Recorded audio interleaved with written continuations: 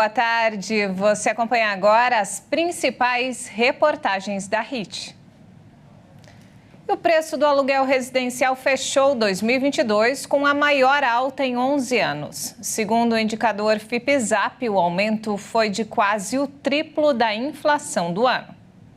Os novos contratos de aluguéis residenciais ficaram em média 16,55% mais caros em 2022, segundo dados do índice Fipzap+. Essa é a maior alta desde 2011, quando os preços avançaram 17,30%. O aumento do ano passado foi quase o triplo do Índice Nacional de Preços ao Consumidor Amplo, considerado a inflação oficial do país, que avançou 5,79% no ano.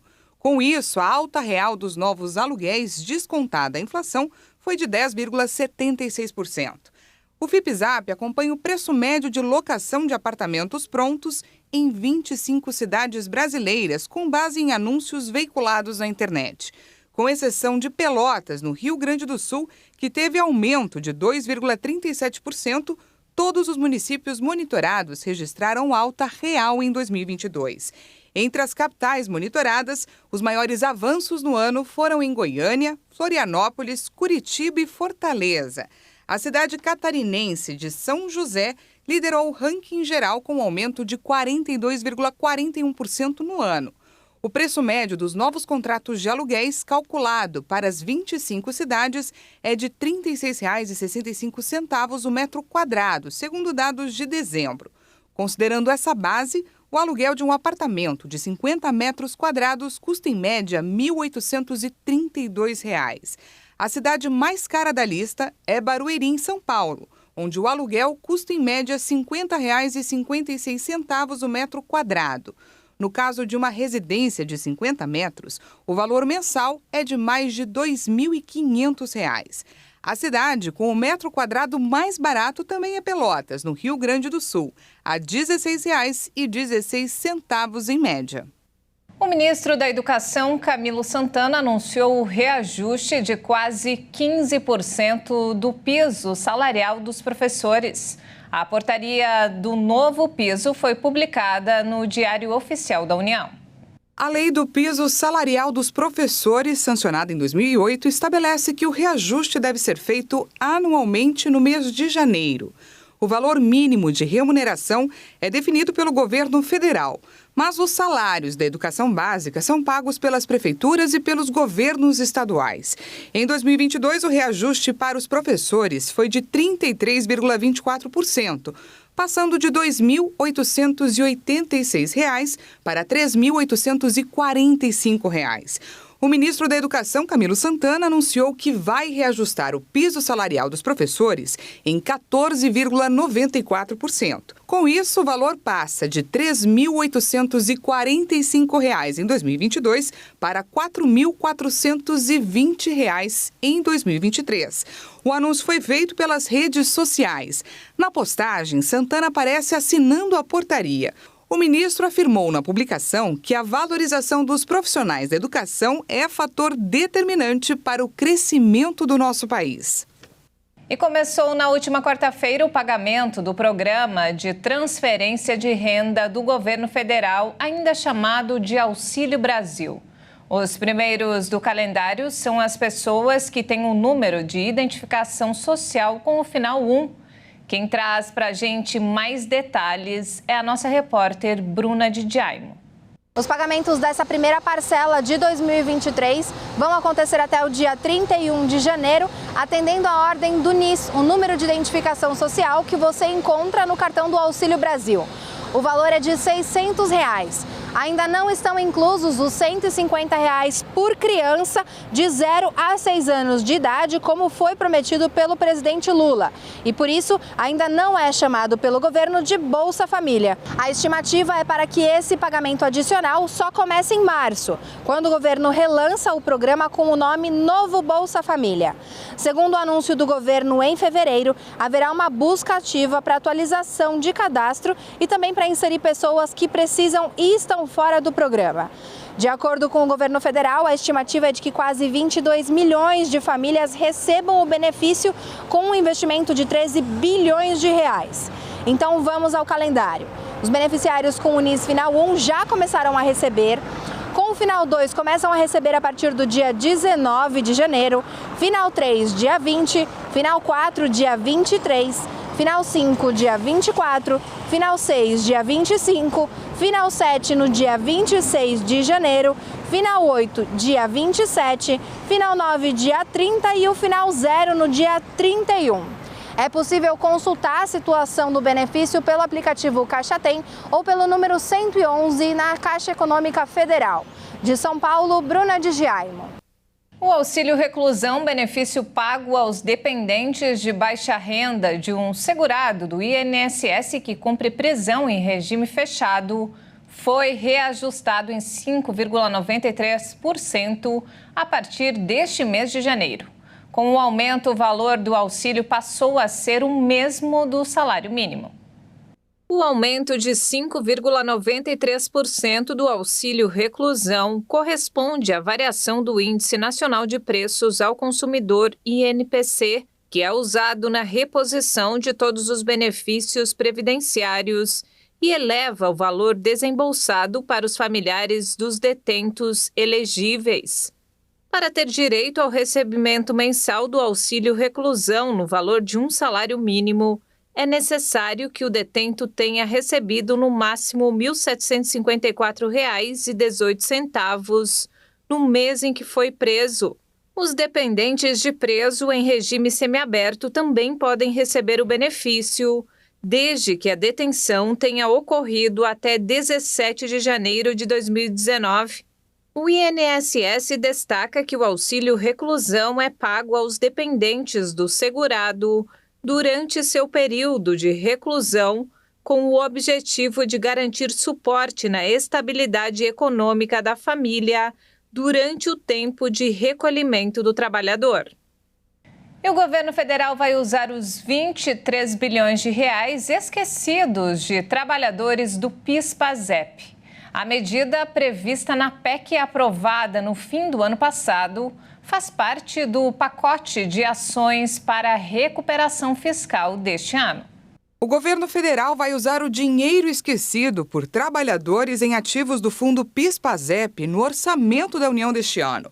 A incorporação desses 23 bilhões de reais que estão parados sem que haja reclamação por parte de seus beneficiários foi autorizada pelo Congresso por meio da PEC aprovada no fim de 2022. A medida faz parte do pacote de ações anunciado na semana passada pelo ministro da Fazenda, Fernando Haddad, para a recuperação fiscal nas contas públicas deste ano. O valor das cotas do PIS/PASEP havia sido liberado em 2019 para quem trabalhou com carteira assinada na iniciativa privada ou atuou como servidor público entre 1971 e 4 de outubro de 1988. O dinheiro estava disponível para titulares das contas ou seus dependentes. Em 2020, o fundo PIS/PASEP foi extinto e seu patrimônio transferido para o Fundo de Garantia do Tempo de Serviço, mas foram mantidas as contas individuais e a sua livre movimentação a qualquer tempo. Ele explica que já tinha uma previsão de incorporação desse valor ao patrimônio da União na hipótese de não haver saques pelo período de 3 anos. E olha só, brasileiros que pretendem viajar para os Estados Unidos pela primeira vez precisam se organizar.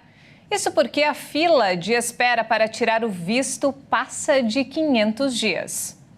A fila de espera no estado de São Paulo chega a 16 meses, conforme informações do Escritório de Serviços Consulares do Departamento de Estado norte-americano. Em outras capitais, essa estimativa é um pouco menor. Ainda assim, pode chegar a até 12 meses para a entrevista obrigatória para a emissão de visto.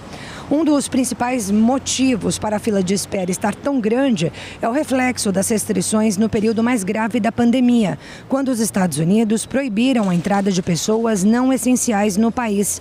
Essa restrição começou em março de 2020 e se estendeu até novembro de 2021, ou seja, quase 2 anos com as entrevistas paralisadas e a demanda acumulada. Em nota, o Consulado dos Estados Unidos informou que tem tomado medidas para reduzir esse esse tempo de espera, como é o caso aí da contratação e o treinamento de funcionários, a extensão do horário de funcionamento com atendimento em dias extras, que é o caso dos super sábados, que funcionam como um mutirão para a emissão dos vistos.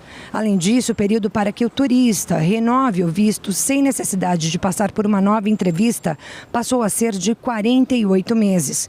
Vale lembrar que em casos de urgência, como saúde, trabalho ou também estudo, é possível pedir a antecipação dessa entrevista obrigatória para a emissão do visto. Mas é claro que com a comprovação por meio de documentos dessa emergência. E o Brasil tem quase 4 milhões de pessoas em áreas de risco de desastres. O levantamento foi feito pelo Serviço Geológico do Brasil em 1.600 cidades. De acordo com o Serviço Geológico do Brasil, 3.900.000 pessoas vivem em mais de 13 mil áreas de risco de desastres no país. Do total, cerca de 4 mil dessas áreas, ou cerca de 30%, são consideradas de muito risco. São Paulo, Rio de Janeiro, Santa Catarina e Espírito Santo estão entre os estados com mais áreas de risco para desastres. Entre as áreas identificadas pelo órgão nas 1.600 cidades mapeadas, os riscos de deslizamento e inundação são os que aparecem com maior frequência. Além das próprias ameaças da natureza, a gravidade do problema se mede a partir dos aspectos socioeconômicos, já que as camadas mais pobres da população brasileira são as mais afetadas. As famílias com menos recursos são obrigadas a viver em áreas ambientalmente frágeis, em costas e beiras de córrego. Na capital paulista, por exemplo, as famílias que vivem em áreas de risco têm renda domiciliar média de R$ 1.600, 54% menor que a média da cidade. A história de como as grandes cidades foram construídas no Brasil, desrespeitando os espaços dos rios e os transformando, é outro motivo determinante para que a população sofra com os desastres ambientais. Mapear essas áreas é o primeiro passo para propor medidas para reduzir os riscos. A prioridade de atuação deve ser identificada a partir dos cenários e da concepção de planos municipais de redução de risco. Uma criação diferente tem atraído seguidores nas redes sociais. Uma bióloga de Dourados fala sobre curiosidades das formigas para conscientizar as pessoas e evitar a morte dos insetos. Muitas crianças têm verdadeiro fascínio por formigas. O comportamento desses insetos pequeninos chama a atenção e despertou o interesse da Anitta, que levou essa curiosidade cultivada desde a infância para a universidade, onde estudou sobre esses animais e agora tem a própria criação em casa. O interesse nas formigas ele começa desde quando eu era criança, que tentava criar um pouquinho em casa, mas não dava certo. E aí ele aflorou quando eu entrei na faculdade, em 2016. Eu assisti um mini curso sobre formigas e resolvi trabalhar naquele laboratório. E aí eu comecei a cuidar das formigas lá no laboratório. Depois disso, terminei a graduação, fiz o mestrado também com formigas, de tanto que eu gostei desse mundo das formiguinhas. 18 formigas de 9 espécies diferentes fazem parte hoje da criação da bióloga. Ela explica que as rainhas procuram um lugar seguro, com comida e água, para começarem um formigueiro. Por isso, Anitta monta terrários especialmente para elas. A criação ela começa pegando a rainha, encontrando a rainha, eu coloco ela em um potinho pequeno, em um lugar escuro, e aí a partir disso ela coloca os ovos, esses ovos vão se desenvolvendo até chegar às operárias. E quando ela atinge mais ou menos umas 10 a 12 operárias, eu construo um novo formigueiro, um formigueiro grande, e coloco elas lá. Apesar de ter gente que acha estranho criar formigas, a bióloga garante que temos muito a aprender com elas. O que eu acho interessante nas formigas é o senso de comunidade que elas têm. Então, elas fazem tudo para o bem da colônia.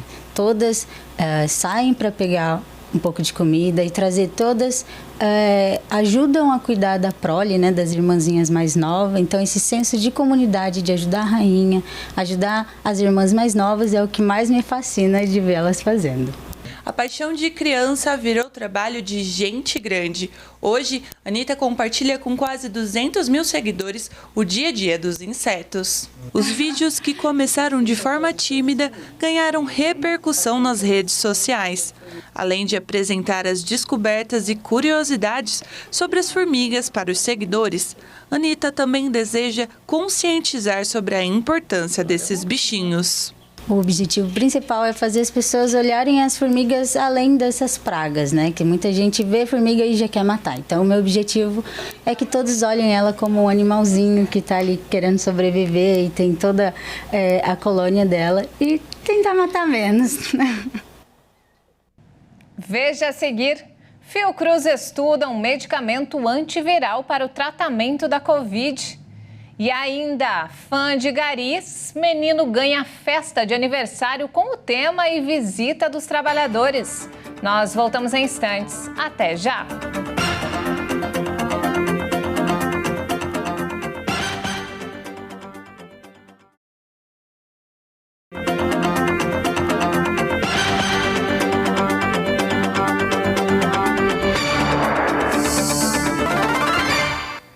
E você sabe quais são as profissões em alta em 2023? Um levantamento feito por uma consultoria em recrutamento estudou empresas de 14 segmentos da economia de pequeno, médio e grande porte. Cargos executivos de média e alta gerência em níveis técnicos e de suporte à gestão podem pagar até R$80 mil. Está querendo dar aquela virada na sua vida profissional? 2023 promete boas oportunidades em diversos segmentos da economia brasileira.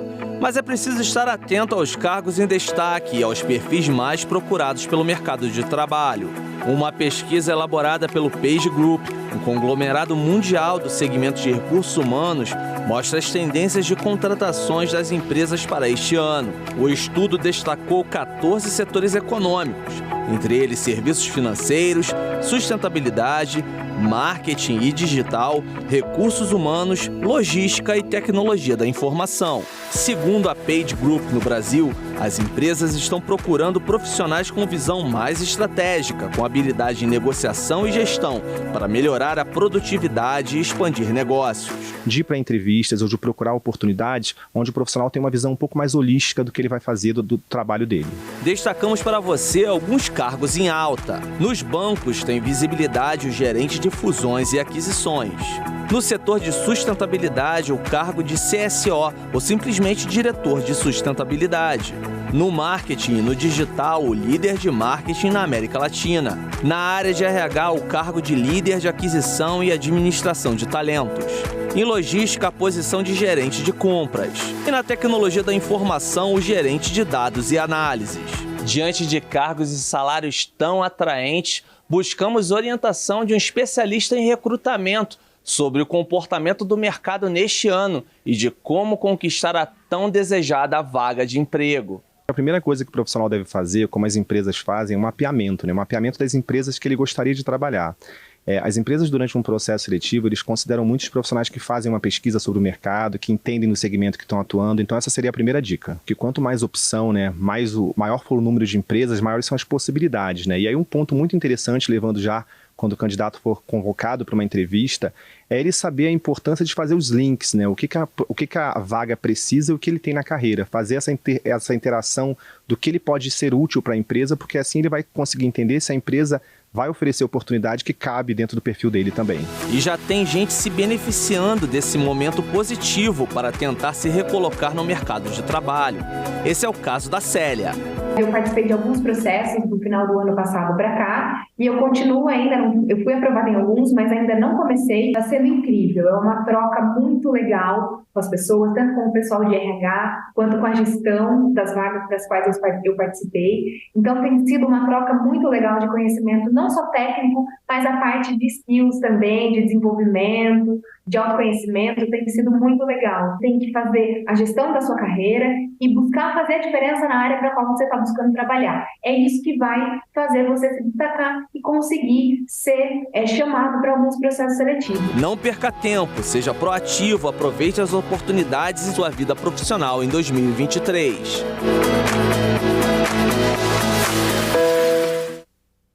O valor bruto da produção agropecuária fechou o ano passado na casa de 1 trilhão e 200 bilhões de reais.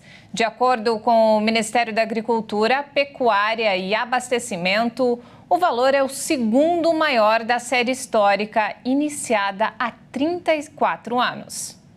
As lavouras faturaram cerca de 815 bilhões de reais e a pecuária 374 bilhões. O Ministério da Agricultura, Pecuária e Abastecimento destacou que 2022 foi marcado por resultados positivos para diversos produtos, crescimento das exportações do agronegócio e dos preços agrícolas.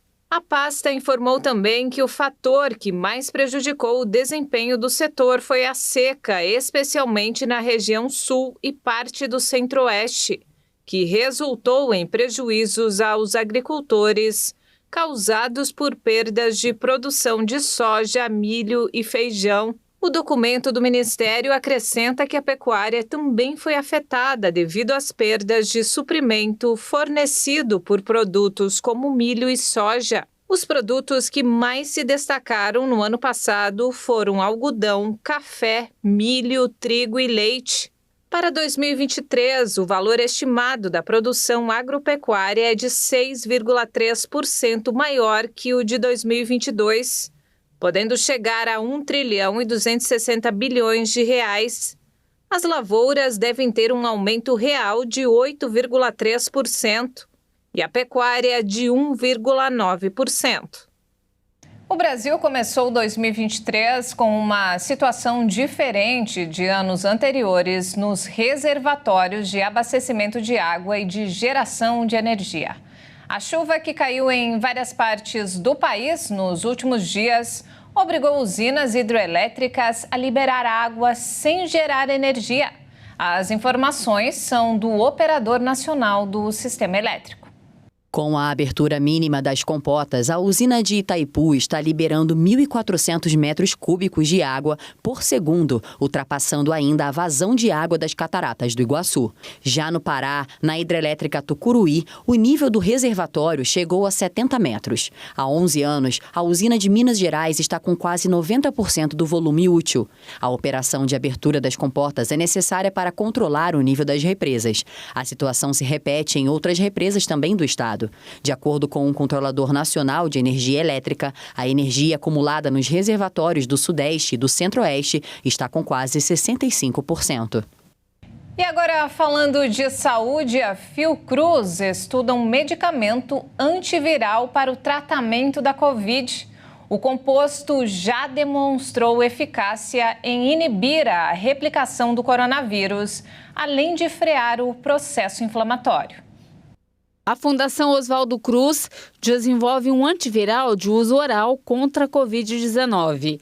Em parceria com a empresa microbiológica e o Centro de Inovação e Ensaios Pré-Clínicos, a Fiocruz estuda uma substância batizada pelos pesquisadores de MB905, que foi purificada a partir de um hormônio vegetal chamado cinetina. O composto se demonstrou eficaz para inibir a replicação do coronavírus em linhagens de células humanas hepáticas e pulmonares. Além disso, auxiliou no combate ao processo inflamatório desencadeado pelo vírus. Os resultados da pesquisa foram publicados na revista Nature Communication. Segundo a Fiocruz, o dossiê pré-clínico já foi encaminhado para a Agência Nacional de Vigilância Sanitária. A partir da aprovação da Anvisa, deve ser iniciada a primeira fase de ensaios clínicos. A ideia é cumprir todas as etapas necessárias para o desenvolvimento desse medicamento aqui no Brasil, desde a fase de planejamento até os estudos pré-clínicos de segurança e eficácia. O objetivo é que essa substância possa se tornar um antiviral inovador com menor custo para o Sistema Único de Saúde. Cientistas de São Paulo identificaram uma proteína que pode bloquear a inflamação nas doenças autoimunes. A descoberta abre espaço para novos estudos em busca de tratamentos para enfermidades em que o próprio sistema de defesa vira o de ataque. Pesquisadores identificaram uma proteína que pode atuar como um sensor de dano tecidual e então bloquear a resposta inflamatória de diferentes doenças autoimunes. A novidade deve estimular novos estudos em busca de tratamentos para enfermidades como psoríase, artrite reumatoide e esclerose múltipla, em que o próprio sistema imunológico ataca células saudáveis. Os resultados do trabalho foram publicados na revista científica Cell Reports. Os cientistas, liderados por um grupo da Faculdade de Medicina de Ribeirão Preto, da Universidade de São Paulo, demonstraram que a ativação da proteína extingue em linfócitos in vitro reduz a capacidade dessa célula de causar inflamação e, em contrapartida, ela passa a fabricar uma citocina, que tem funções anti-inflamatórias. Nas doenças autoimunes, as células de defesa do organismo intervêm seu papel e, em vez de proteger o indivíduo contra infecções, passam a agredi-lo, produzindo inflamações e lesões progressivas no tecido afetado. Em casos de esclerose múltipla, por exemplo, a lesão se dá no sistema nervoso central, prejudicando a parte da capacidade motora. Na psoríase, a pele é o principal local atingido. Estudos desse tipo são importantes porque apontam caminhos e mecanismos usados pelas células para desencadear e agravar as doenças e podem servir de foco para novos tratamentos, direcionando a aplicação de drogas específicas. E olha só, para economizar e ainda ajudar na preservação do meio ambiente, uma mãe de Campo Grande se tornou empreendedora ao usar e comercializar fraldas ecológicas. Vamos conferir. Foi pela própria experiência com a filha Jade que Isabela decidiu empreender e apostou na venda de fraldas ecológicas como forma de conscientizar outras mães sobre sustentabilidade. Ela conta que, de acordo com um levantamento feito por uma agência ambiental inglesa, um bebê terá usado, em 2 anos e meio, 800 quilos de fraldas descartáveis. Tudo vai parar no lixo não reciclável. Eu comecei usando a Jade porque já sou mais voltada à sustentabilidade, né? Não como carne, sempre tento optar pela opção que tem menos impacto ambiental. Aí conheci as fraldas ecológicas. De início achei que ia ser muito trabalhoso, mas tendo a experiência de uma amiga que usava, me mostrou que é bem prático e eu testei e amei. A proposta é sustentável e prática. A mesma fralda pode ser usada para um bebê de 4 até 15 quilos. Cada uma vem com diversos encaixes que se moldam ao tamanho da criança. Dentro tem esse absorvente, tudo feito com tecido apropriado e pronto para ser reutilizado. É o mesmo intervalo de tempo que você trocaria uma fralda descartável. Eu deixo a Jade de 3 a 4 horas, se ela tiver só feito xixi. Quando eu vou trocar, não tá aquela fralda encharcada. É só se faz cocô que eu troco antes, né? Além de evitar o descarte diário e contribuir com o meio ambiente, Isabela vive também com mais economia, pelo menos no quesito fralda. Quando eu fui fazer as contas para fazer essa opção, eu coloquei na ponta do lápis que gastaria R$ 5.500 de fralda descartável nos 2 anos da Jade. E o enxoval completo eu gastei R$ 1.200, então uma economia de R$ 4.300.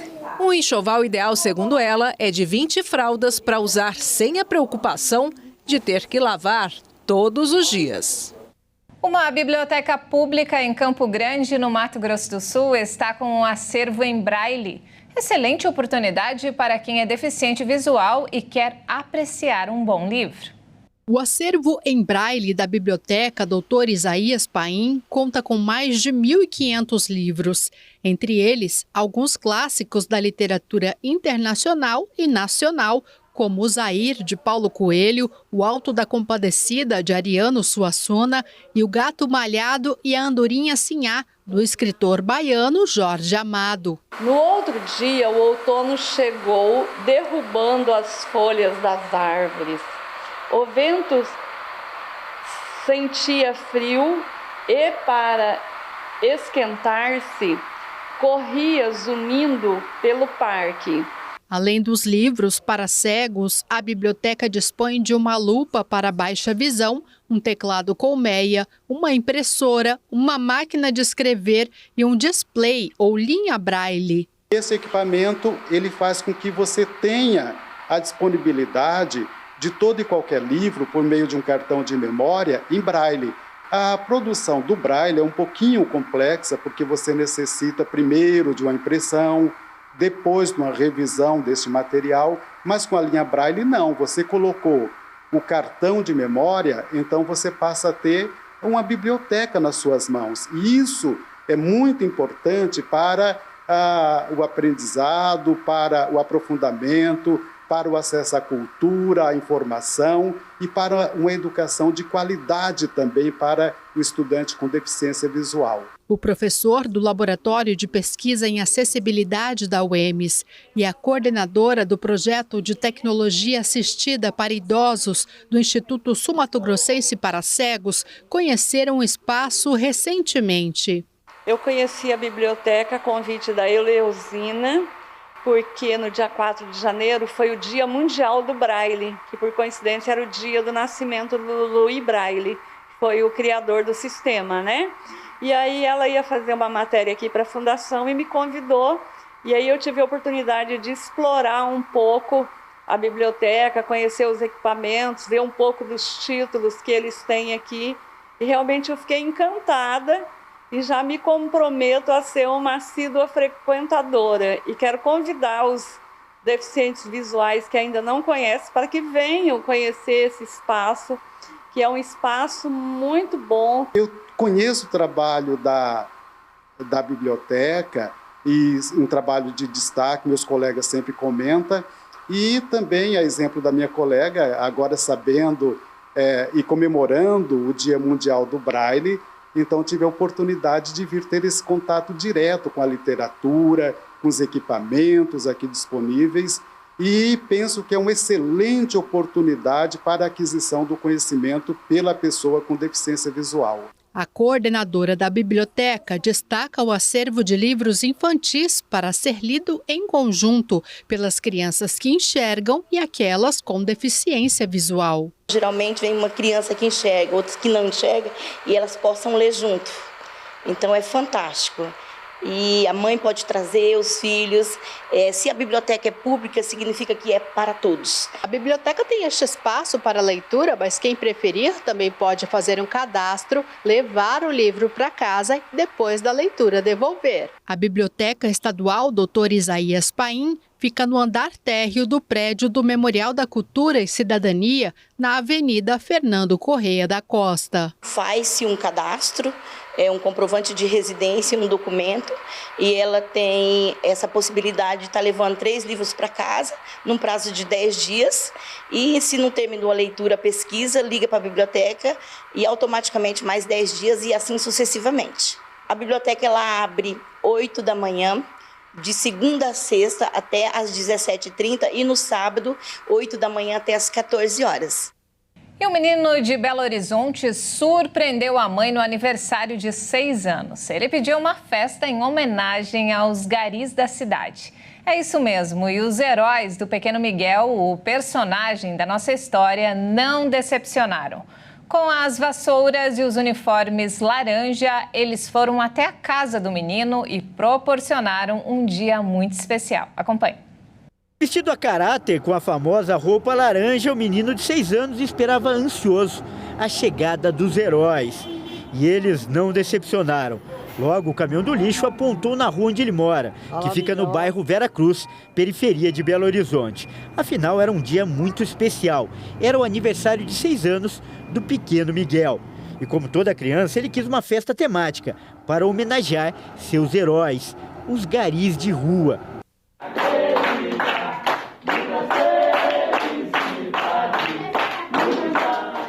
E os profissionais da prefeitura aceitaram o pedido que foi feito pela mãe do menino. O vídeo viralizou na internet, mais uma vez comprovou aquela conhecida frase: nem todo herói usa capa. Alguns se armam com vassouras e com elas sabem fazer bem para a sociedade.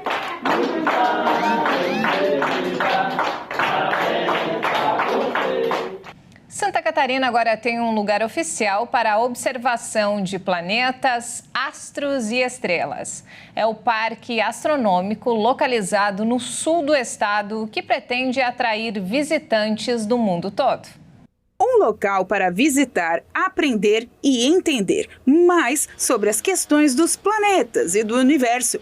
O Parque Astronômico Albert Einstein, inaugurado recentemente em Criciúma, é o único do estado de Santa Catarina com uma infraestrutura toda voltada para os amantes da ciência. O curador do parque, o geólogo Marcelo, fala sobre a satisfação de se ter esse local aqui no sul catarinense. Fizemos tudo com bastante dedicação. Tudo que está aqui busca mesclar o lazer e a ciência, né? Tudo que está aqui foi pensado, elaborado para isso. Desde as cores do pavimento que tem, as esculturas, as edificações. Temos um planetário de alto nível, telescópios de ótima tecnologia, né, uma central de informações preparadas para receber todo o público, inclusive com meteoritos reais, né, meteoritos rochosos, metálicos e até mesmo lunares. Um ponto estratégico para atrair admiradores dos astros e das estrelas do mundo inteiro. O Parque Astronômico de Criciúma tem esse atrativo, locais específicos para admirar o céu, os planetas, as estrelas. O ponto de observação de astros são requisitos pelo menos duas questões. O primeiro, uma altitude interessante, né? Quanto mais ao alto, melhor a observação. E aqui ele tem um contorno todo vegetado, né? Então não tem uma iluminação, uma poluição luminosa, vamos dizer assim, não tem um prédio iluminando. Então a gente tem uma contemplação das estrelas na sua melhor plenitude. E de forma extra ainda, que é um ponto estratégico, de forma que fique próximo ao mirante, à mina de visitação, então faz parte de todo o roteiro de lazer, de turismo e de ciência. Além de todo o espaço a céu aberto, ainda há uma seção de planetário com o tema do sistema solar, onde os visitantes contam com uma apresentação em 3D. Além da central do visitante, onde há uma exposição de pedaços de meteoros, meteoritos, fósseis e um sistema solar com formação real. Para a observação dos astros, estrelas e demais eventos meteorológicos, o parque ainda conta com telescópios de longo alcance e de alta tecnologia para serem usados. A gente está preparado para receber, a gente inclusive não só preparado, a gente gostaria de receber estudantes, visitantes, astrônomos amadores, todo mundo é muito bem-vindo, né? A gente ficou muito contente, teve um dia, nos dias seguintes à inauguração, a gente teve aqui gente visitante, inclusive trazendo os seus próprios telescópios. Então a gente montou os nossos, o pessoal montou os deles e a gente ia acompanhando os astros em forma conjunta, ia falando sobre eles e observando de forma conjunta. Todas as esculturas de personalidades foram feitas em tamanho real, em impressora 3D de alta tecnologia. O parque recebe visitantes durante todos os dias da semana, com entrada gratuita, e espera que na volta às aulas ainda tenham mais olhares curiosos para o céu, planetas e as estrelas. E não temos mais tempo, essa edição fica por aqui. Mais informações ao longo da nossa programação. E se quiser rever as nossas reportagens, é só acessar o canal Hit Notícias no YouTube. Obrigado pela companhia e um ótimo domingo para você. Até mais!